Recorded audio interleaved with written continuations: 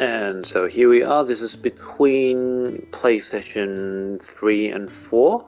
We just had a massive story reveal, which, to be honest, it was pretty obvious right from the very start how it showed, how it played out. But anyway, we're back in Sit Hideout. I thought it'd be a good opportunity to go through what combat is like.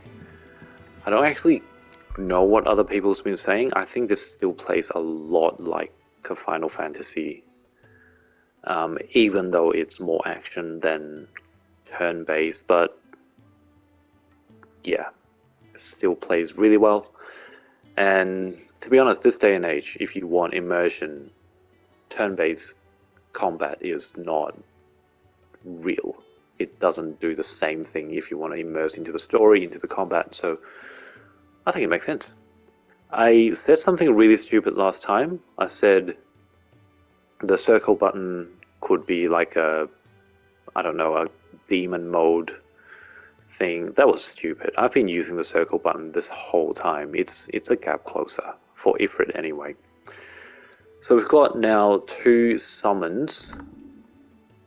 We've got Ifrit and Garuda. So they have abilities or skills, I don't know what they're called, and then they have feet.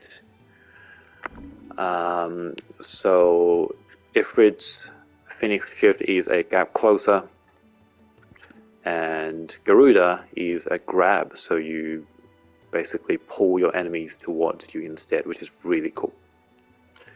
So you've got 2 different abilities. In fact, you can learn more. I'm about to learn another one and try it out. And then combat is really simple. It's not like fancy combo or anything. It's 4 hits of melee. Well, at least until this point, what I've done so far is 4 hits of melee with a magic burst. So if you time it right, you use fire or your magic spell, then it's like the 5th hit, a finisher, which is really cool. Other things I haven't used as much or haven't used at all. Lunge is a gap close again, but if we're using Ifrit, then it sort of doubles up, and I've just really been playing one way, so I guess you could do a lot more, but it's more about reading the enemies and knowing when to dodge, when to do what, how to react, instead of crazy fancy combos, which if they did that, then it probably wouldn't feel like a Final Fantasy.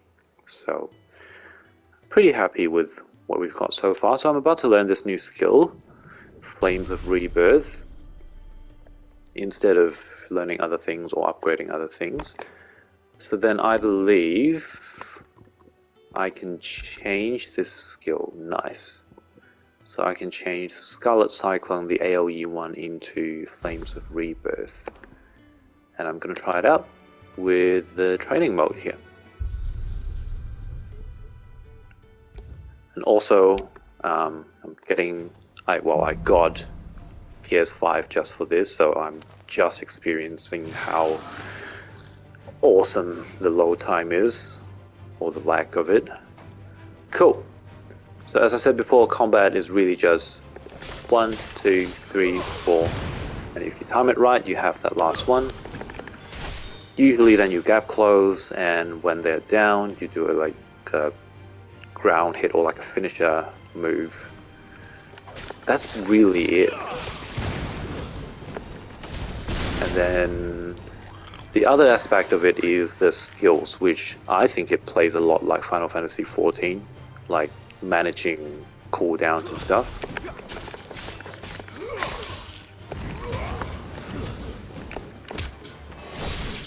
And so I've used one skill, I'll use the other, the new one now. That's awesome. And now these are used, I switch to Garuda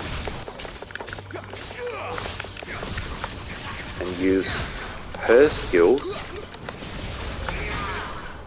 and then I switch back to Ifrit. it's managing cooldown, which, you know, coming from 14, I think it makes sense. I think it makes it a little bit easier for me to play. But again, that's basically it. And like I said before, it's more about learning to dodge, learning to react to your enemies instead of, you know, learning your own combos. And training mode is really cool. You get to choose different enemies. See, I'm still using the same combo. It works for me, and it's fine. Okay. Yeah, for example, this thing is flying. Maybe using Garuda's grab is more appropriate in this situation.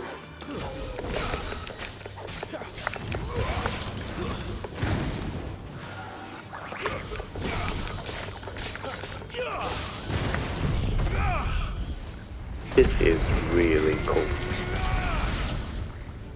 But yeah, that's basically it. So, not a lot more to go on about. And yeah, like I said, it's more about reading your enemies, and there are lots to do. If you look back to the fight with Garuda, reminds you again a lot of 14. It's not just reading the enemy, but also the arena, what's happening on the floor. Like bringing in those kind of like telegraph into this game is really cool as well. But anyway, I think still it plays really well. It's a fun game, but the story is the main point. So as long as I'm not sucking at this game, I'm just going to let it teach me things at its pace and yeah, follow the story from now on.